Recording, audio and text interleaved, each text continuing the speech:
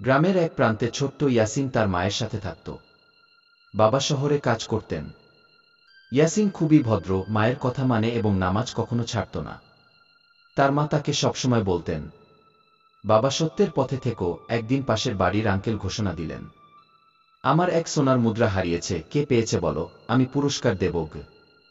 গ্রামের অনেকেই বলল তারা কিছু জানে না। ইয়াসিনও কিছু বলেনি, কারণ সে সত্যিই কিছু জানত না। কিন্তু পরে সে তার উঠানে খেলা করতে করতে একটি সোনার মুদ্রা পায়। ইয়াসিন মুদ্রাটি হাতে নিয়ে দ্বিধায় পড়ে যায়। সে ভাবল, আমি দিলে সবাই বলবে আমি চুরি করেছি, আবার না দিলে এটা তো আমানতভঙ্গ হবে।